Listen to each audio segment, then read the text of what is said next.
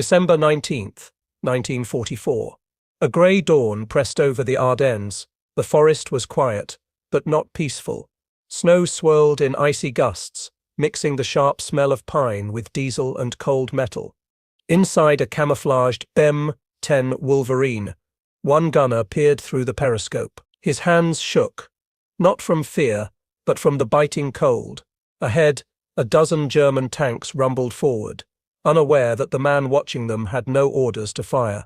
Discipline told him to wait. Every instinct screamed to strike. One wrong move could mean death or victory. Yet, in that frozen forest, a single soldier's choice would stop a panzer column and change the fate of hundreds. How did one man, a quiet gunner, take on an entire armored force and survive? Hit subscribe, support the channel, like this video, and watch the full story to see how precision, courage, and one daring decision reshaped a battlefield. December 19th, 1944. The Ardennes forest was quiet, but not peaceful. Snow hung in the trees like a heavy curtain, and the wind cut through the branches, carrying the smell of wet pine and frozen earth. From under a camouflage net, Private First Class Ray Thompson sat inside his M10 Wolverine tank destroyer. His hands, covered with thick gloves, shook, not from fear, but from the cold that bit through every layer of clothing. His breath fogged the periscope as he scanned the narrow forest road ahead. About 800 yards away, German tanks moved slowly through the trees. There were 12 of them, mostly Panzer IVs, and a Tiger Ein at the front.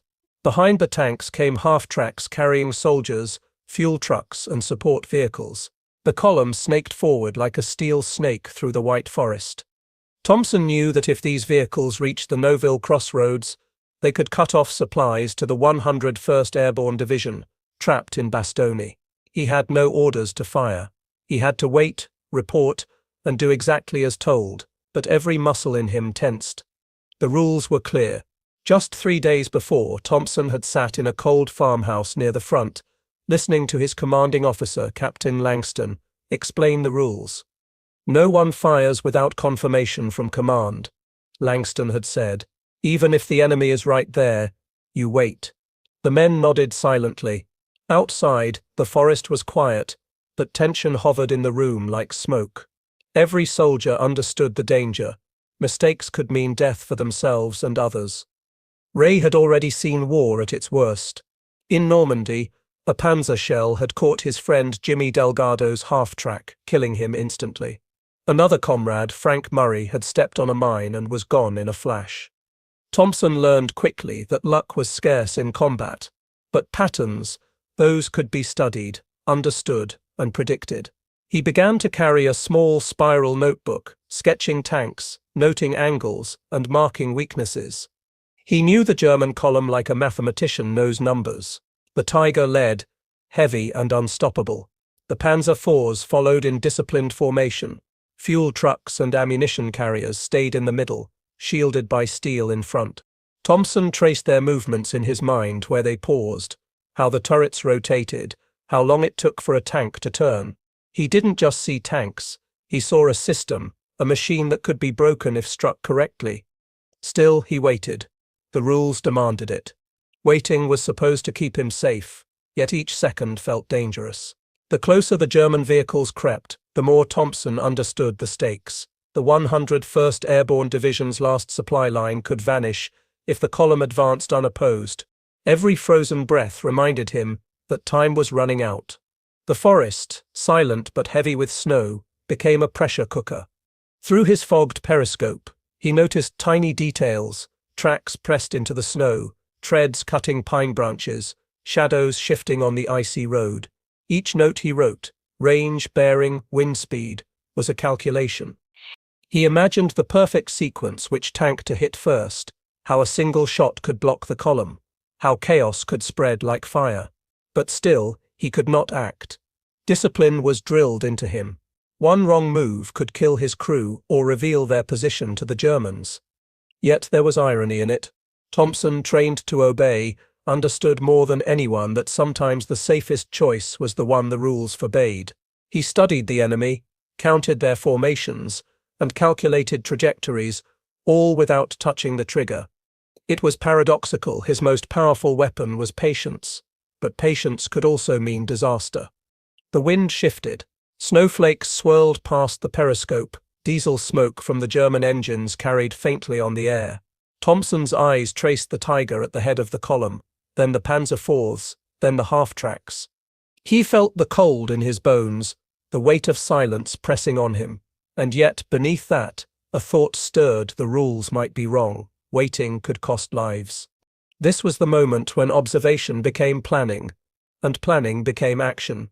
The Ardennes forest waited, unaware of the decision about to be made. One soldier, inside a metal tank, measured the world in inches, degrees, and seconds.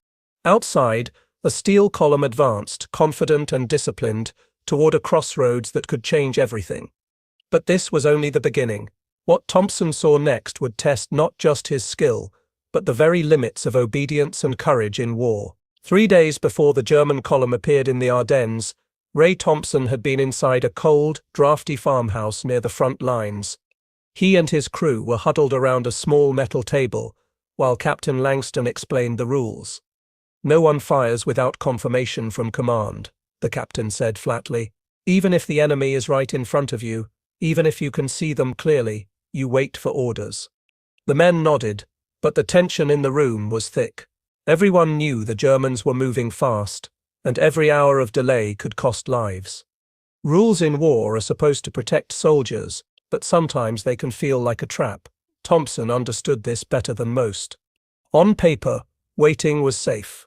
In reality, waiting could mean watching an entire enemy column march into your lines. He remembered Normandy, where a friend was vaporized by a mine because someone hesitated. The lesson was clear: rules saved lives, but hesitation could take them. The 702nd Tank Destroyer Battalion, Thompson's unit, was designed for discipline. Each gunner, loader, and driver had a precise role. Their M10 Wolverines were effective, fast, and deadly, but only if used correctly. Firing without orders could lead to friendly fire, reveal positions, or bring artillery down on their own heads.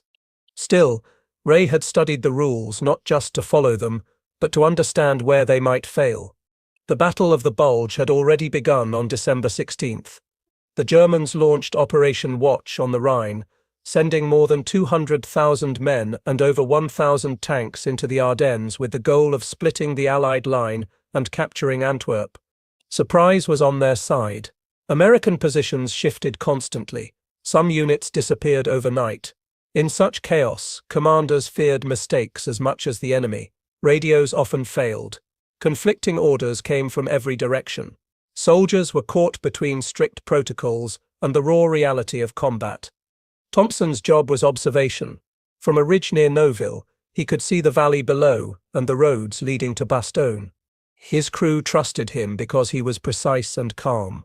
Every morning he measured distances, sketched enemy movements, counted vehicles, and logged details in a notebook his mother had sent him months earlier. Each entry noted range, bearing, wind, and terrain. "It was like watching a machine move," he later wrote. "I didn't see men, I saw patterns." Observation was supposed to be safe, but it could also feel deadly. The cold bit through their jackets. Metal creaked as the M10 shivered in the frost. The smell of oil, grease, and snow filled the air. Every shift of a branch, every puff of smoke from an engine, told a story. And yet, Thompson's eyes kept returning to the main road, imagining the potential consequences if the Germans reached the crossroads. Paradoxically, obeying the rules required patience, but patience itself carried risk. Waiting could mean survival or catastrophe. Thompson knew that the smallest miscalculation could cost the lives of his crew, the paratroopers in Bastogne, or countless others. And still, he waited, recording, calculating, imagining the perfect strike. His 3-man crew watched him quietly. They knew he was meticulous, but none of them had yet seen the way his mind worked. He did not panic. He did not shout. He simply measured, sketched, and planned. Discipline was his strength, but so was understanding when the rules were insufficient. Outside, the snow continued to fall. The forest remained silent except for the distant hum of engines. The Germans moved, unaware of the observer who studied them like a chess player, studies aboard. Thompson's calculations were about more than firing. They were about timing, distance, and sequence. Each note he made was a step toward the moment when he might have to decide without orders how to act. By the evening of December 18th, Thompson's notebook was full. Every vehicle in the column, every possible approach, every weak point was mapped in his mind. He had followed the rules, observed patiently, and understood the stakes. And yet, a quiet voice inside him warned, rules could fail when decisions were delayed. Obedience might be deadly.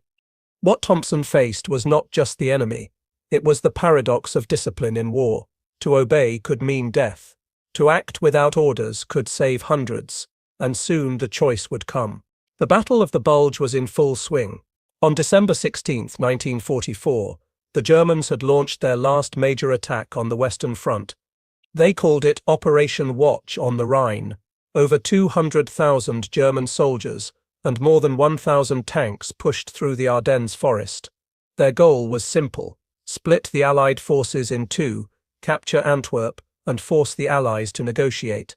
What they achieved was chaos. American lines were stretched thin, and many units disappeared overnight. Soldiers who had been in one position woke to find their neighbors gone, replaced by strangers or empty foxholes. Confusion was everywhere. Radios crackled with mixed messages. Orders came late, and some commanders didn't know which way their troops were facing. Thompson's battalion, the 702nd Tank Destroyer, was in the thick of it, dug into a ridge near Nouville.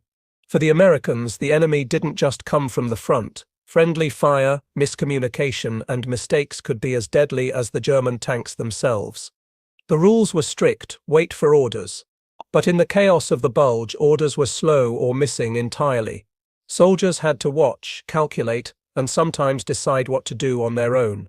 It was a harsh paradox. Obedience was meant to protect them, but rigid obedience could get them killed. Thompson understood the scale of the attack. At the front, the Tiger Seconds were powerful and heavily armored. Behind them, Panzer Fords moved in precise formation. Support vehicles carried fuel, ammunition, and food, while half-tracks held infantry ready to fight. Every column was a well-oiled machine.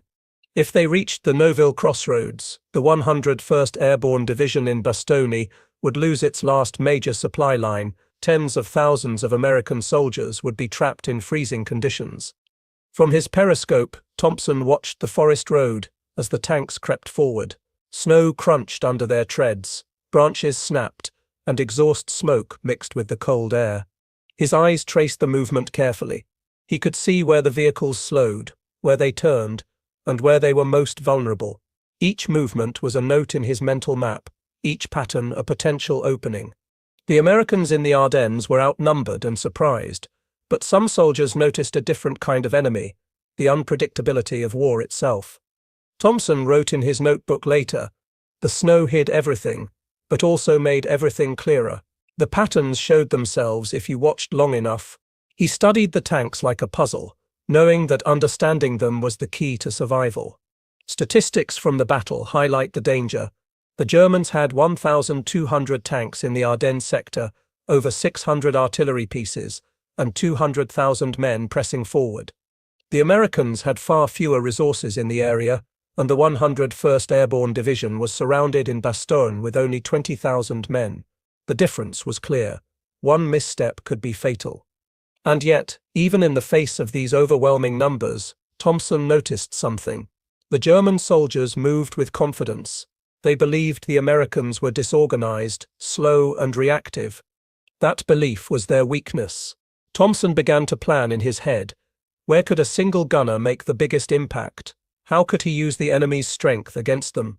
The forest itself added another layer. The road was narrow, barely wider than the column. Thick trees hemmed in both sides, leaving little room to maneuver. Snow covered the ground and muffled sounds. Fog hung low, twisting light and shadow. From the ridge, Thompson had a perfect view. He could see every engine, every turret, every soldier moving along the steel line. Witnesses later said the silence of that morning was strange. "It was like the forest was holding its breath," wrote one infantryman. Diesel smoke, the faint smell of fuel, and the crunch of snow created a tense, almost unreal atmosphere. It was quiet, yet the weight of what was about to happen pressed down on everyone. Thompson's mind worked like a machine. He didn't just see tanks, he saw patterns. He calculated angles, distances, and timing. He imagined the effect of a single shell hitting a specific vehicle. Each choice could change the course of the battle. In the midst of a massive offensive, a small decision might become a turning point. The paradox was clear.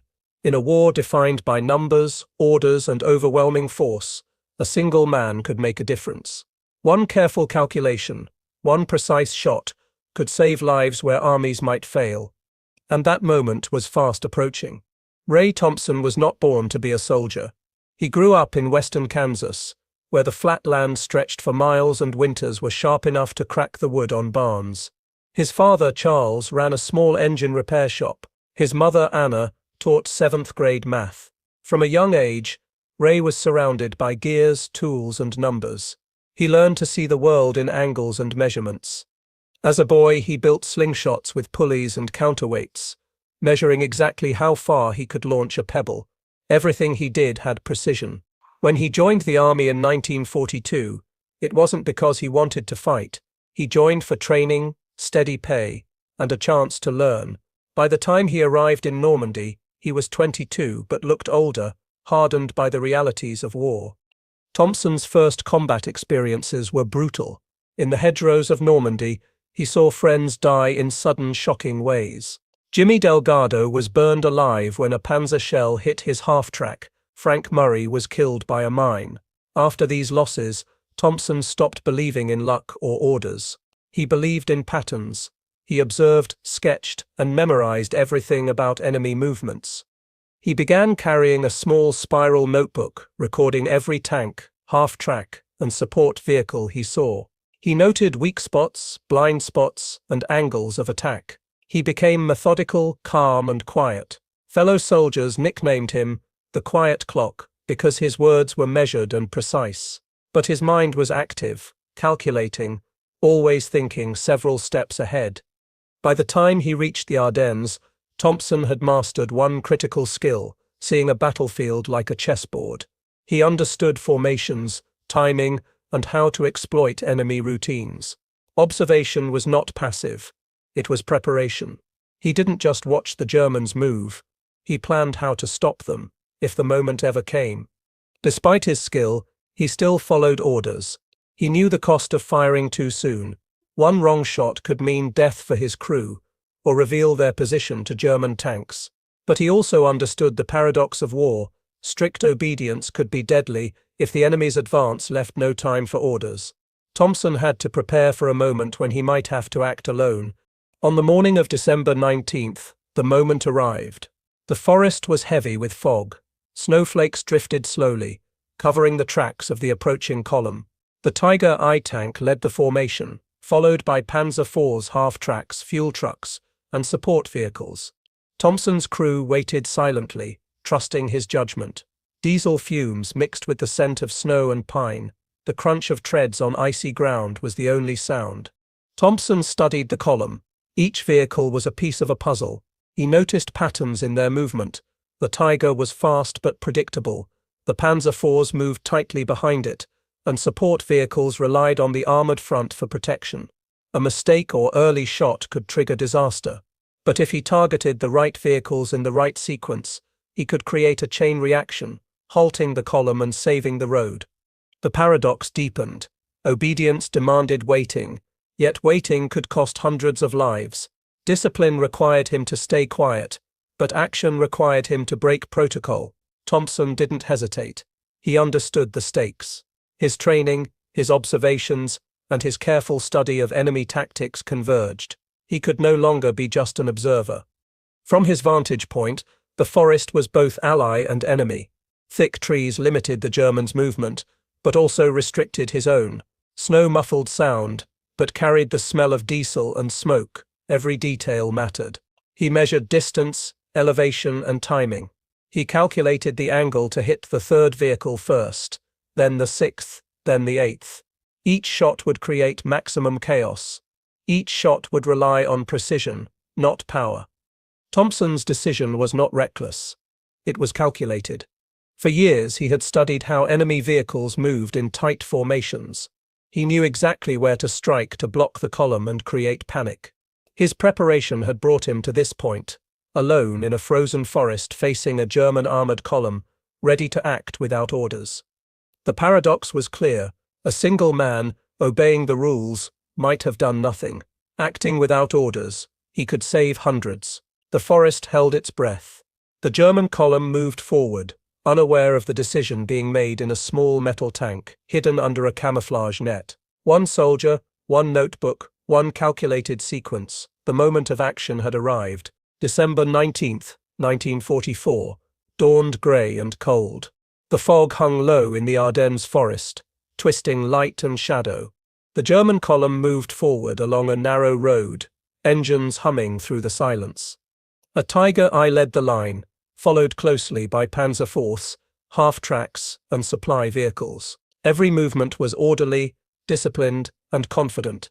To the Germans, it seemed the Americans were scattered and slow.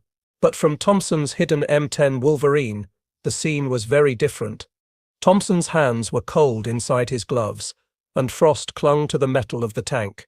His breath came in white puffs, each exhale a reminder of the harsh winter. Around him, the three-man crew remained silent, trusting his judgment completely. They had seen him study columns before, but now the real test had come. The paradox of obedience and initiative pressed down. Waiting for orders could be deadly, but acting without them could bring disaster if miscalculated. Through his frosted periscope, Thompson watched the Tiger lead the way.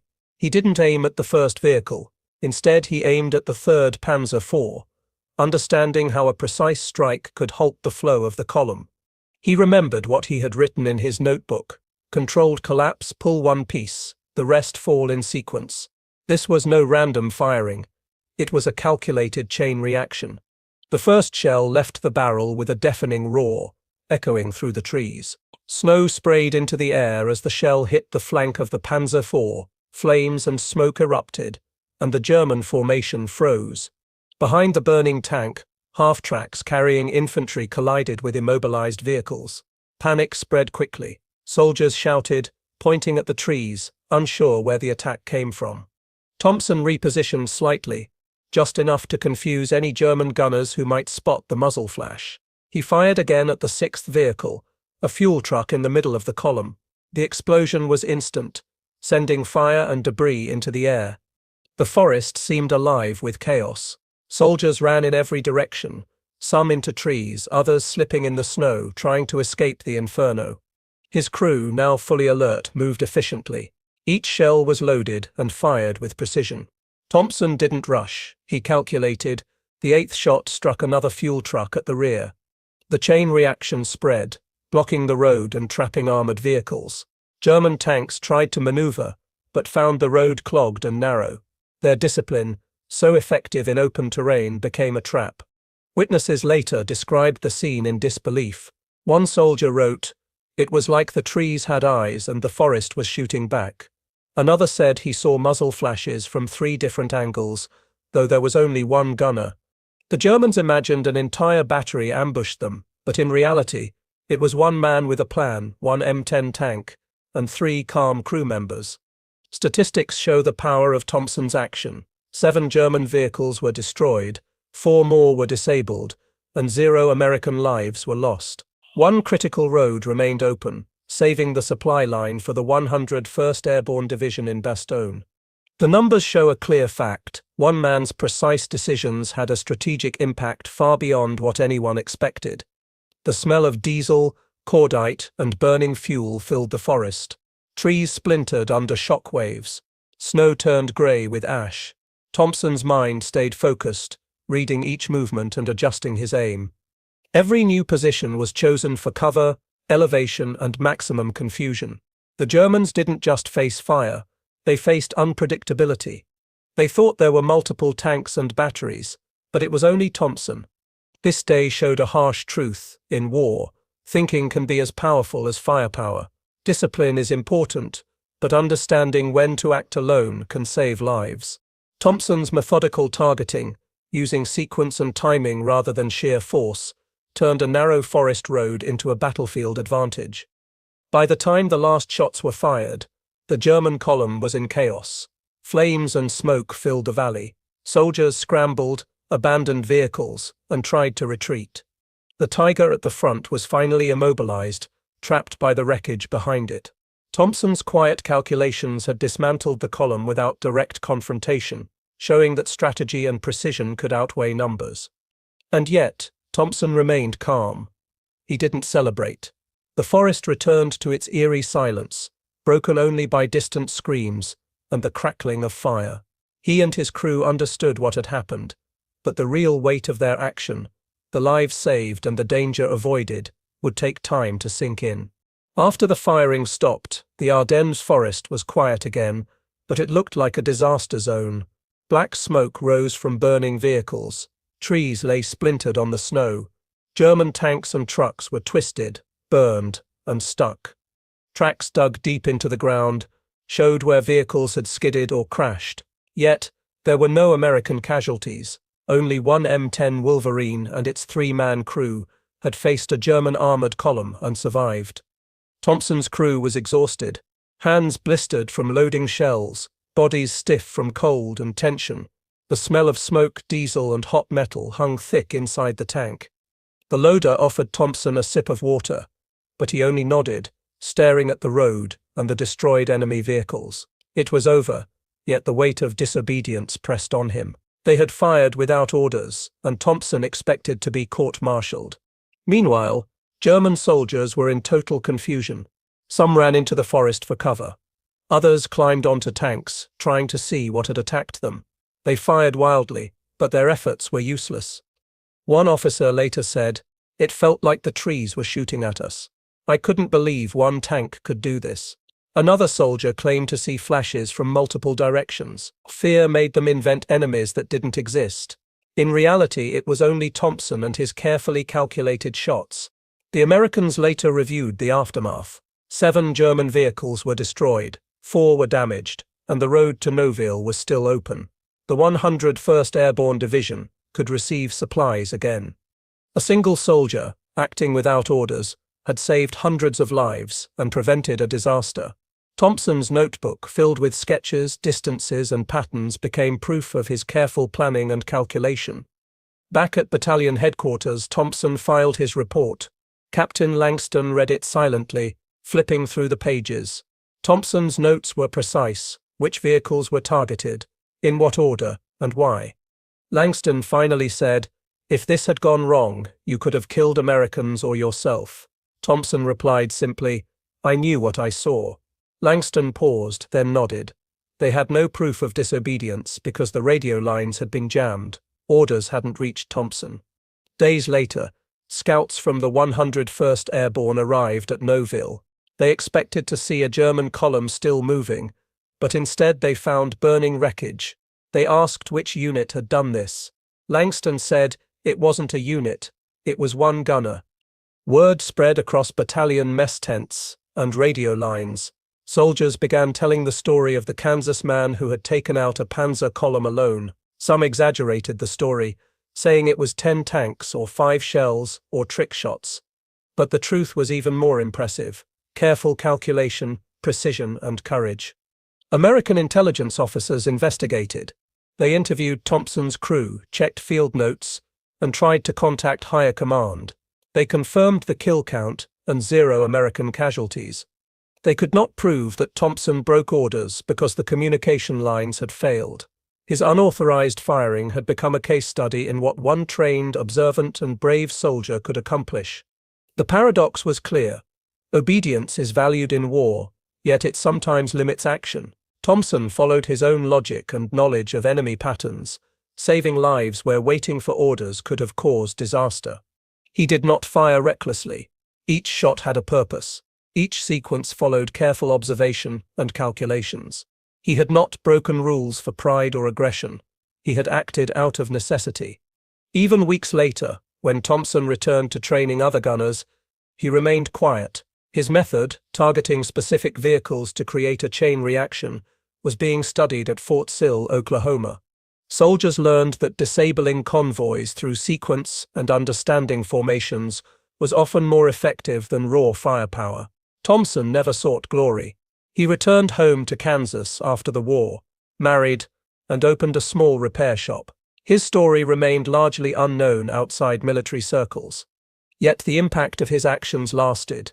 In the Ardennes, one gunner, working alone, had shown the power of observation, calculation, and courage.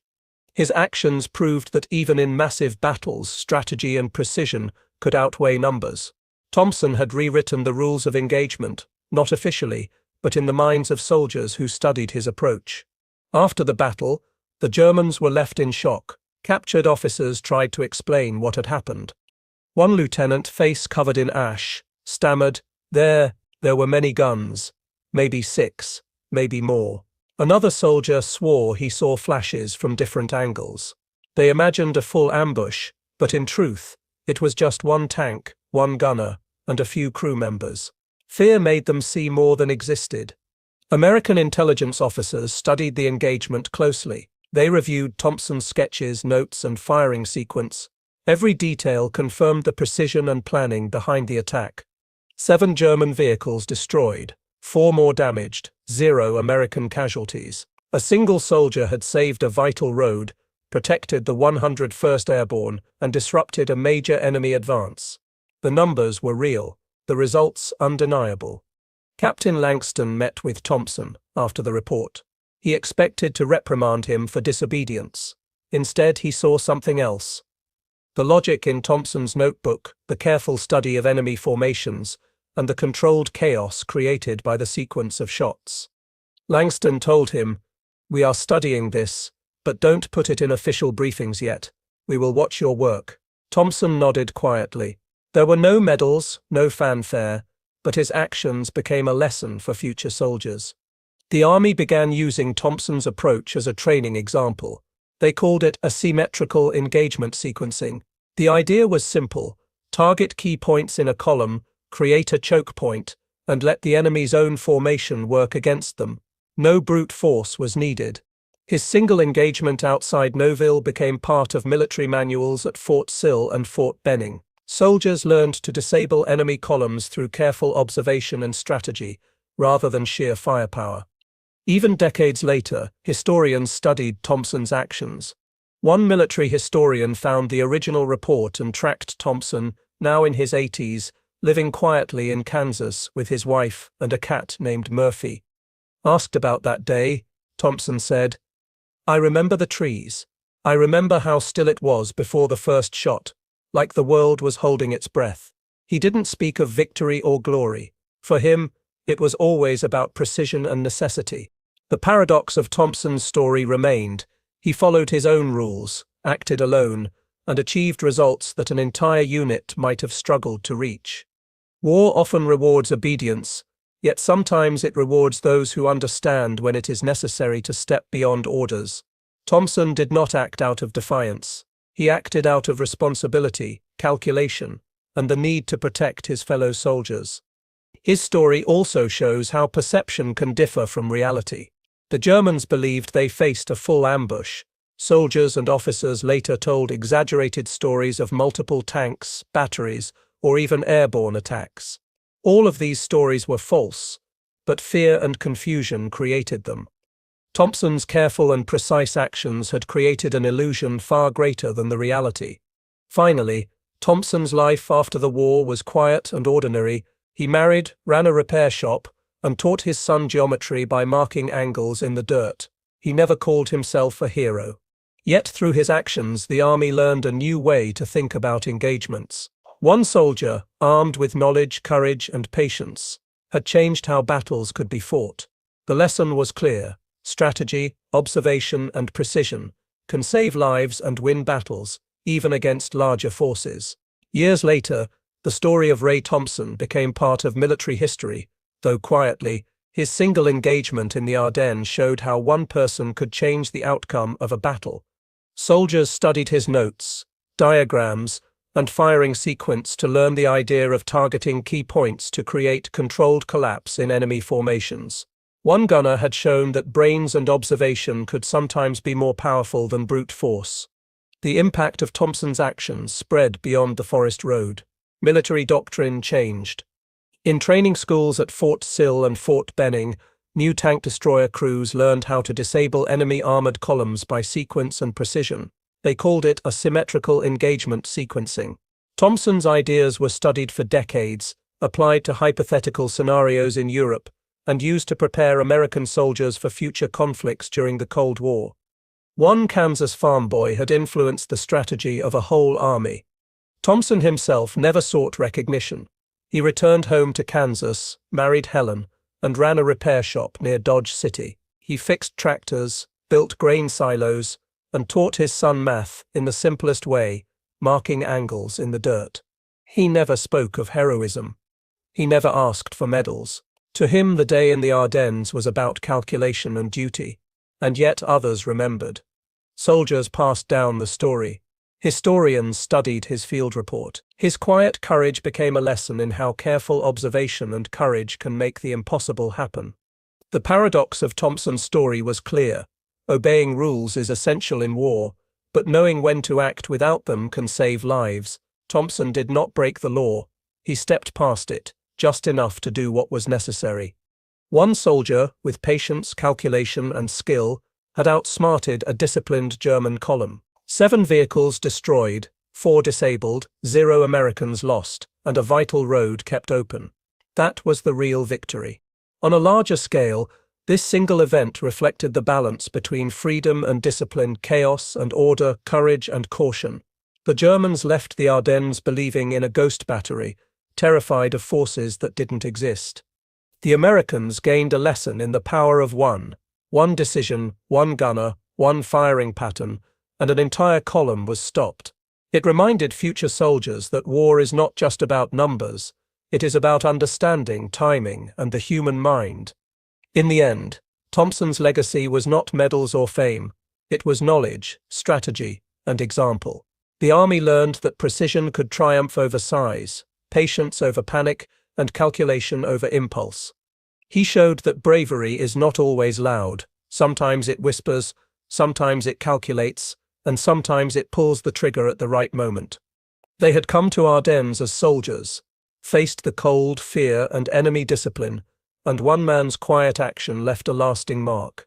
The lesson: courage can be methodical, power can be subtle, and sometimes the greatest weapon is a mind that sees the battlefield like a chessboard. In the end, America's greatest weapon was not its tanks, not its artillery, not its numbers, but its people. Observant, brave, and willing to act. Ray Thompson saved a road, a column, and many lives, proving that in war, a single decision can change history. Ray Thompson's story reminds us that history is shaped by choices, not just orders. One gunner, acting with intelligence and courage, saved lives and taught armies new ways to fight. Obedience is vital, yet wisdom and action sometimes outweigh rules. War is chaos, but careful thought, courage and observation can turn the tide. In Thompson's case, precision saved a column, a division, and showed the power of one.